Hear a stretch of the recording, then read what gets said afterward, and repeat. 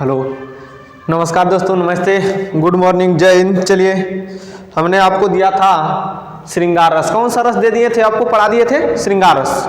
अगले टॉपिक की ओर बढ़ते हैं हम लोग बिना समय गवाए हुए। श्रृंगार रस में आशा करता हूं कि आप लोगों को समझ में आ गया होगा।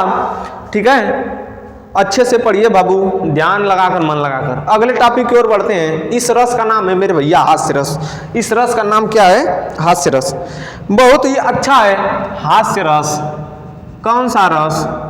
हास्य रस। इस रस का नाम है मेरे दोस्त हास्य रस।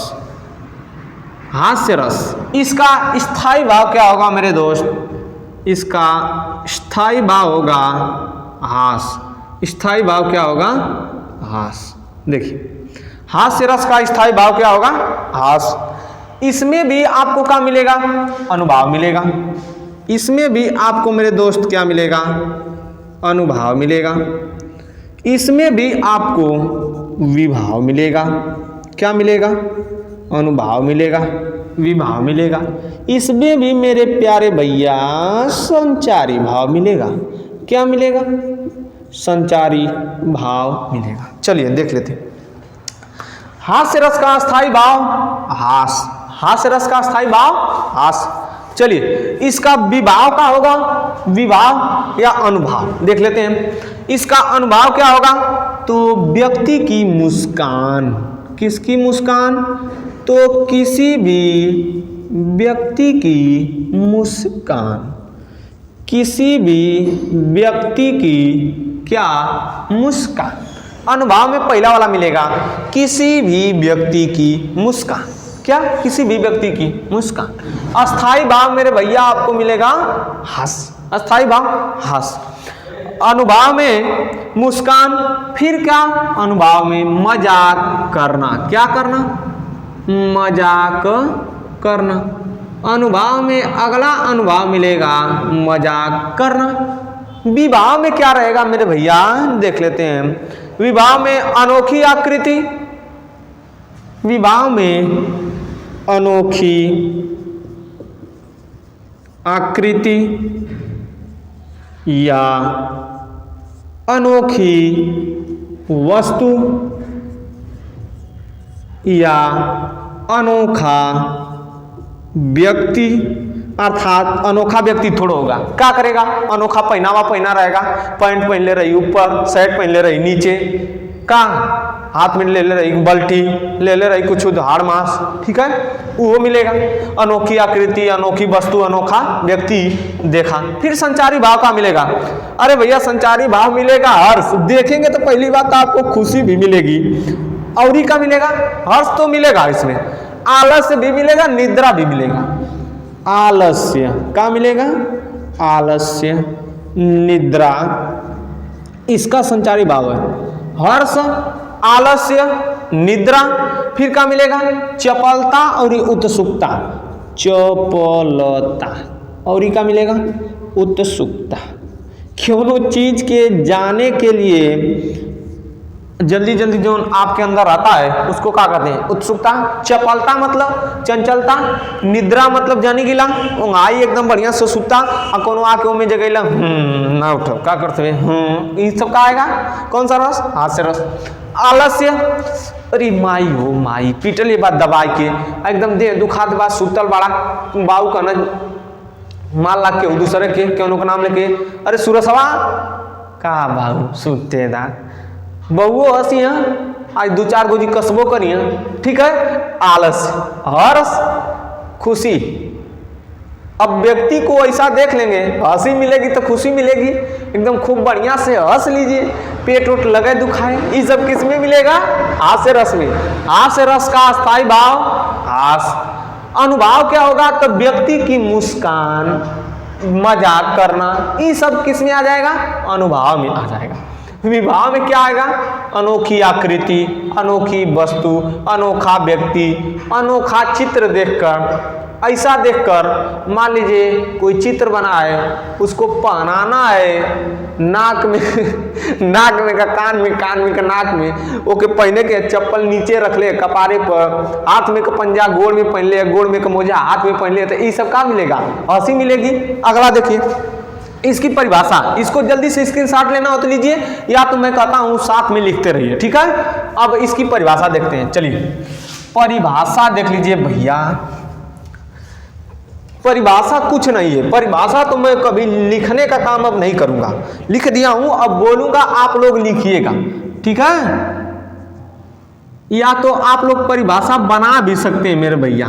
देखिए इसकी परिभाषा मेरी क्या होगी दोस्तों, परिभाषा, परिभाषा क्या होगी भैया, तो अनोखी आकृति, अनोखी वस्तु, अनोखा चित्र आदि को देखकर हास नामक अस्थाई भाव, विभाव, अनुभाव और संचारी भाव से संयोग करके हास्य रस की उत्पत्ति करता है या हास्य रस की निष्पत्ति करता है। देखिए इसका उदाहरण देख लेते हैं, इसका उदाहरण देख लेते हैं। उदाहरण देखिए क्या मिलेगा आपको। पहला उदाहरण में आपको मिलेगा मेरे भैया क्या, तो देख लेते हैं। उदाहरण में हास्य रस का उदाहरण देख लेते हैं, 1 मिनट रुक जाइए। हास्य रस का उदाहरण, उदाहरण में आपको पहला वाला उदाहरण बोलता हूं क्या, आराम से पहला वाला, काहुन लख सुचरित विशेषा। देखिए पहला वाला लिखिए, काहुन न लख सो चरित विशेषा, काहुन लख सो चरित विशेषा। अगला लिखिए, सो स्वरूप नृप कन्या देखा, सो स्वरूप, सो स्वरूप नृप कन्या देखा। दिख रहा है ना भैया इधर, यहाँ ओ दिख रहा है ना। चलिए तब, काहुन लख सुचरित विशेषा सो स्वरूप नृप कन्या देखा। अगला लाइन लिखिए कि मरकट वदन भयंकर देहि, मरकट वदन भयंकर देहि, भयंकर देहि, मरकट वदन भयंकर देहि। लिखिए देखत हृदय क्रोध भयतेहि, देखत हृदय, हृदय, देखत हृदय क्रोध भय तेहि। अगला लाइन, 2 लाइन हो गया ना, अगला लाइन देखिए,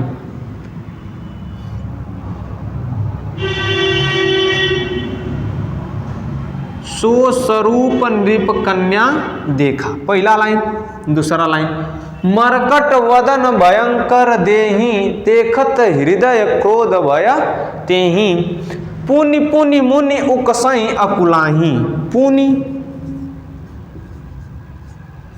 पुनि मुनि, मुनि उकसही, उकसही अकुलाही, अकुलाही। पुनि पुनि मुनि उकसही अकुलाही, देखि दशा। अगला इसमें लिखिए, देखी, देखी दशा और गड़ मुस्काही, मुस्काही। देखिए समझिए मोर भैया कैसे, यह उस समय का वर्णन है जब महर्षि नारद के मन में विवाह करने का विचार आया। उसी समय नाम नहीं याद आ रहा है, एक राजा था, उसकी लड़की बहुत सुंदर थी, उसका स्वयंवर चल रहा था। उसी समय महर्षि नारद कहाँ पर पहुँचे, भगवान विष्णु के पास पहुँचे और प्रस्ताव रखा, कहें कि ये भगवान हमके ऐसा आदमी बनावा, इतना कि ऐसा आदमी हमको बनाइए कि दुनिया में हमारे जैसा कोई न हो। तो भगवान विष्णु ने काम का किया, हंसी के लिए क्या कर दिए, उनका वैसा बना देते हैं। कैसा बनाते हैं? तो काहू न लख सुचरित विशेषा, गजब का बात है। काहू कोई न, लख मतलब देख सके, सो मतलब मेरे चरित मतलब चरित्र की विशेषता को ऐसा हमको बनाइए कि हमारे चरित्र के जैसा या हमारे चरित्र के विशेष जैसा कोई न हो। आ सो स्वरूप निरीप कन्या देखा, एगो लड़की देख के नहीं है, सो स्वरूप उस लड़की के समान कोई लड़की नहीं है। कन्या मतलब लड़की को, और लड़की किसकी है? राजा की है। काहून लख सुचरित विशेषा, मेरे जैसा बनाई, ऐसा मुझे बनाइए कि मेरे गुण जैसा कोई न मिले। और उस लड़की को हमने देख कर आया है जो किसकी लड़की है? राजा की लड़की है। अगला वाला तो भगवान इतना सुनकर उनको बना दिए, कैसा कि मरकट वदन भयंकर देई। मरकट माने बंदर का वदन मतलब मुख, बंदर का मुख दे दिए। आदे कैसा दे दिए? भयंकर दे दिए। उस समय तो ऐना शीशा रहा ना कि वो देख के जइया एकदम गर्दा में गई ना स्वयंवर में। कैसे? मरकट वदन भयंकर देई, देखत हृदय क्रोध भयते ही। आउ जाय के स्वयंवर में एकदम खड़ा में पहला धार पर कि हमारे वरमाला तो हमारी परी जाई। भैया वो आई लड़की कन्या जो थी स्वयंवर में, इनको देखलस, आगे बढ़ गई, मारी, ये हर से घुस गई, हर जाए, ये हर से हर जात हुआ, फिर वो हर गई तो वो हर जाए, घुसकत बाण। मरकट वदन भयंकर देही, मरकट मतलब बंदर के समान, वदन मतलब मुख को बना दिया, भयंकर मतलब भयानक, देही मतलब देह को। देखत हृदय क्रोध भयते, और उसको देखकर, उस आकृति को, उस बनावटी शरीर को देखकर, किसके अंदर? उस नायिका के अंदर का आ गया, उस कन्या के अंदर क्रोध भयते ही, क्रोध आ गया। अगला देखिए, पुनि पुनि मुनि उकसई अकुलाही। पुनि पुनि मतलब बार बार, मुनि मतलब मुनि, उकसई मतलब औजा रहे हैं, व्याकुल हो रहे हैं, अकुलाही कि हमारी काहे नहीं फुलवा डालत है मलवा, हमें तना ठीक बन के नहीं है, भगवान विष्णु उनके बने ना, वो काहे ना डालत है। देख दशा हर गण मुस्काई, गण मतलब समूह, अर्थात नारद की दशा को देखकर वहां पर बैठे हर व्यक्ति क्या कर रहे हैं? मुस्कुरा रहे हैं। भैया जिसका वदन अर्थात मुख बानर का, शरीर एकदम ग्रेट खली जैसन, आ लड़की सुकन्या एकदम, और वैसा आदमी की चुनी वही के मारू डलवावे खातिर का माला, इधर से उधर कुद्दत बने, परेशान होत बने। कौन? नारद। इसी कारण यहाँ पर वहाँ की जनता, यहाँ वहाँ पर जो गण बैठे थे सभी लोग देखकर क्या कर रहे हैं? मुस्कुरा रहे हैं। क्या कर रहे हैं? मुस्कुरा रहे हैं। अगला वाला में उदाहरण मिलेगा कि विंध्य के वासी उदासी तपो व्रतधारी महामुनि नारी दुखारे, गौतम तीय तरी तुलसी सो कथा सुनिबे, पुनि मुनि वृंद सुखारे। इसमें एक कथा प्रचलित है इस वाले उदाहरण में। कैसे कि भगवान राम के पैर से छुआ गया एक पत्थर, और वह पत्थर को गौतम ऋषि श्राप दिए थे। और वह पत्थर कौन था? गौतम ऋषि की पत्नी अहिल्याबाई। ठीक है, अहिल्याबाई का उसमें नहीं दोष है। इंद्र ने छल से उसके साथ क्या कर लिया था?